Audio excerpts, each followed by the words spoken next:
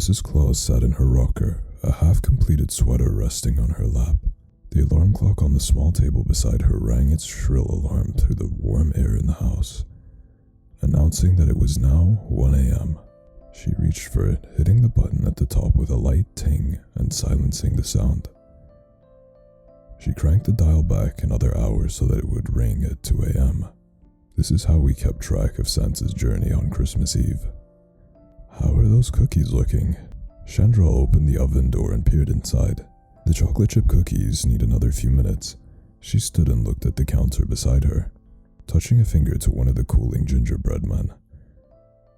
"But the gingerbread men are ready for decoration." I looked up from my piping. "The sugar cookies are almost done too." Mrs. Claus beamed at us before continuing her knitting. Good, you girls are such perfect little elves." The kitchen counters were covered with cooling racks of sugar cookies decorated with red and green frosting, pinwheel cookies in chocolate and coconut layers, and almond shortbread cookies dusted with powdered sugar. Several pies cooled in the window, the chilled glass absorbing their heat to create a moist fog that blurred the snowy wonderland outside. I had made some apple and pumpkin pies, as well as meat pies with the leftover beef from the cows we had in the summer. Meat pie wasn't something we normally had at the Christmas feast, but it had been Horace's favorite, and I wanted to honor him, to feel like he was still included in the celebration. My heart stung at his memory, and my eyes watered. I wanted to fall to the floor and cry, but it was Christmas, and I had to put on a happy face for the younger elves. I swallowed my pain down and forced myself to smile as I worked. I would be able to cry later in the quiet safety of the barn, away from the observant eyes of Mr. and Mrs. Claus. Once the cookies were finished baking, Chandrell started to roast the Christmas ham. The boys, who were now busying themselves with the stables, had slaughtered the pig earlier that week. Fresh potatoes and corn harvested at the end of the fall, and root vegetables from the cellar would complete the feast. Santa always came back on Christmas hungry, even after eating the treats left by the little boys and girls all around the world. Once he returned, we'd all celebrate the success of the holiday with him. It would be joyful to have everyone enjoy the sweet and savory treats created by me and Chandrell. This year, there were 12 of us elves. Chandrell and I were the eldest. At 19, Chandrell was the oldest elf I had ever known. I had always joked that it was her baking skills that kept her alive so long. I was the second eldest at 16. Until Thanksgiving, it had been Horace who had been the second eldest. He had been 17. Horace and I had been very close. Our love ran deep and constant like the river that bordered the North Pole and the South Side. Our love ran deep and consistent like the rivers that bordered the North Pole on the South Side. Being one of the two eldest female elves came with a lot of privileges and responsibilities. We are not only expected to take care of the younger elves, but to help Mrs. Claus with running the house, which meant also the barn and the cellar. We were the only ones that she would entrust to protect the food storages, since some of the younger elves were less able to fight temptation during times where food was scarce. After Chandrell and me was Myron, who was 14. Then there was Aerolith, who had just turned 12, and Zelterish, who was 11. Sistan was 9, Razorwin and Biafendar were 8. Plufan was 7, and Alok was 4. Then there was Quioth, who was the second youngest at 1 year old. And finally, there was precious little Nim, who was only 6 months old. She was to spend the holiday tucked away tightly in her crib, drunk on breast milk and dreaming of sugar plums. I had a special bond with Nim because she was the first half-elf harvested from me. After years of fearing that I wouldn't be able to contribute new elves to the pole, Nim finally came along. My little miracle. When Santa had punished Horace, I wondered if he'd take his anger out on Nim as well. I begged him to spare her, that it was only me who was a threat to the joyful life of the North Pole. I will always be thankful to Mrs. Claus for saving our lives that night, even if her motives were only driven by concern for our small number. Her frantic cries warned Santa that losing 2 adult elves would be unwise in the harsh winter months, and even losing 1 infant would make the future difficult. At Mrs. Claus' pleading, he decided to show us both mercy that day, only locking us in the shed for a week as penance for my failings. See, the North Pole is a wonderful land of celebration and joy. We elves have a few rules we must follow, but disobedience is not an option. We elves have a few rules we must follow, but disobedience is not an option. Rule number 1. Do your chores. The eldest female elves looked after the home and the food reserves in the barn and cellar. We baked, cooked, pickled, cleaned, and did all the sewing. The eldest male elves looked after the animals and performed the butchering. Sometimes, under Santa's supervision, the boys would be allowed to travel north towards the mountains to hunt rabbits and deer. Chandral has always envied their trips away. Neither of us had ever traveled past the tree line. Worth would tell me all about the animals and the views he saw during those trips. We'd sneak into the barn late at night and lie together in the hay. He'd tell me about how rocky and steep the mountains grew as you approached them, how beautiful the sun was setting over the pole. After their 10th year, elves were expected to help look after the crops and contribute to the harvest. It was tough work for such small bodies, but we had to all do our part. Worth had been so good with helping the little ones with their more difficult chores after he had finished all of his. When they weren't in the fields, they either took care of the younger elves or assisted the older elves in more detailed tasks. This also helped them learn jobs that they would soon be expected to perform. The youngest elves were in charge of the easier chores, such as taking care of the chickens and collecting eggs, or helping with the gardening. When all the elves did their chores, the North Pole ran smoothly, like a well-oiled machine. Even this past year, with only 12 of us, we were all able to survive.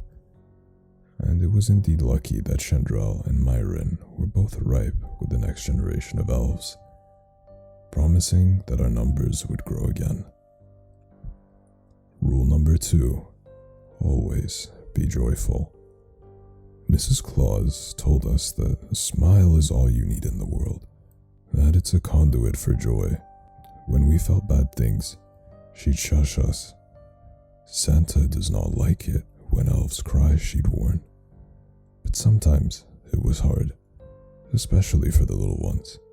We'd remind them to try and be joyful, even when they had stubbed their toe or skinned their knee. But still, the tears would flow around their frowns.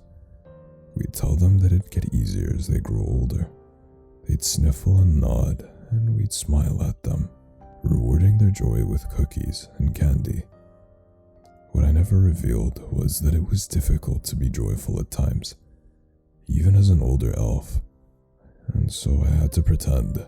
When Mr. Claus could see my unjoyfulness through my smiling face, he'd tell me to be more like the other elf girls, to be like Chandral or Mrs. Claus, whose warm smile never faltered.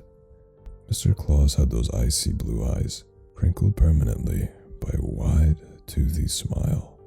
Mr. and Mrs. Claus said that the elves were always joyful, so I used to worry that I was defective. But then I started to go to the barn at night with Horth, and he told me that he wasn't joyful sometimes too. I told him about how often I was not joyful. He looked at me deep in the eyes and told me he felt the same. Telling him that oddly made being joyful easier. Rule number 3. Only Santa may leave the pole. The only exception being that he would take the older boys hunting. Otherwise, only Santa was able to come and go. And he didn't leave only on Christmas Eve, but would leave the pole once or twice a month. I once asked Mrs. Claus what Santa did when he left, and she explained that he needed things that we couldn't provide in the North Pole. Despite her unfaltering smile, she'd sympathize with us, the girl elves, on those nights. These were the nights when Santa would visit us in our room. Most of us wouldn't be able to sleep those nights, not when we knew that he was coming. He'd waken the few that could early in the morning, our thin door banging against the wall. The sound of the room would always vibrate through my bones as a sour scent permeated the room, making the warm air heavy over my mouth, forever forced into a smile. He'd pick one or two of the girl elves and carry us out into the shed where he would ready us for harvesting new elves. It wasn't at all like when Horace and I would go to the barn. That would be soft and painless. It hurt when Santa sewed us. I was lucky enough. Chandral was his favorite, so I was often left alone. There was an unspoken fourth rule in the poll, that only Santa may harvest his elves. We were supposed to be pure, but Horace and I loved each other. We loved each other so much that our bodies ached to be together. And then, Mrs. Claus found us. He had been so proud of me too. So proud that I had finally provided fruit for him and Mrs. Claus. It was then that he took Horace to the shed. That was the last time I saw my love. His face twisted in fear and pain as Santa dragged him through the cold, dead leaves. I cried for him openly. Mrs. Claus allowed it, even though it was not joy. She had always been much kinder than Santa. The alarm rang at 6 a.m. Mrs. Claus stopped her knitting and stood at the window, looking out at the winter landscape around us. Worry furrowed her brow, slightly wrinkling her otherwise joyful face. Santa had never been this late getting home before. At 11 a.m., Mrs. Claus let us eat some of the feast that we had prepared so that we could go to bed without empty stomachs. I wouldn't sleep though. Instead, I listened to her walk back and forth by the front windows, waiting for him. At 3 p.m., the other girl elves and I joined her in the living room. At this point, she was curled up on her rocking chair. She wasn't crying, which I was surprised by. Despite Rule 2, I understand the hurt that happens when somebody you love doesn't come back. Yet instead, Mrs. Claus rocked back and forth, her eyes glazed, staring into the morning. She was unresponsive, her lips drawn tight, making her grin look dehydrated and skeletal. By the time 5 p.m. hit, we abandoned her to feed the younger elves more of the Christmas feast that now lay cold on the table. At 8 p.m., Chandral called out for me to join her at the window. I hugged him close to my chest as I walked over to see. Chandral pointed, and I immediately saw the shadowy figure that had just emerged from the tree line. Mrs. Claus jumped from her chair, pushing us aside to take a look. "Oh, thank God he's back," she cried, the practiced smile of joy stretching her face wide again. We continued to look over her shoulder as another shadowy figure appeared, followed by another. Soon, several shadows were walking towards the house. Mrs. Claus' face went pale, and for the first time, her smile wavered. It felt as if ice water was running down my spine. She ran to the back of the house and came barreling back moments later with a large shotgun. She brandished the weapon in front of her as she ran out of the door wearing nothing but her housecoat and slippers. There was a loud bang, and she fell into the snow, which quickly turned red around her. We were too stunned to react. Within seconds, strange men were around us, touching us and asking us questions in short barks. Chandral smiled widely at them, asking if they wanted some cookies and Christmas cheer. Nim and I were the only ones who cried. I haven't seen any of the other elves since. The men let me keep Nim though, which I appreciate. They gave me a cup of water and a cup of some warm brown liquid I assumed was hot cocoa, but it was bitter and earthy. I spit it out and the men took it away. They asked me lots of questions, many of which I didn't understand. It was like they were speaking a different language. They asked me who my mother and father are, but I didn't know what those words mean. I asked if I could go back to the North Pole, but the men only clenched their jaws without answering. Their features were sharp, and their flesh was not snowy white. They were not elves. They all looked different. It was difficult to keep them straight. odd looking, and each of them looked old, much older than Mrs. Claus. They looked like they were Santa's age. I am alone now. This place is too bright, too cold, too metallic. The light hurts my eyes, and the coldness gnaws at my bones. Tears bite at my cheeks. I try to smile, but it's hard to even pretend to feel joy here. She squirms and I look. The warmth of Nim on my chest is the only comfort I have. She squirms and I look down at her and try to smile again. She looks up at me, and her large wet eyes search my features before lighting up with recognition. She smiles at me, and my heart lightens.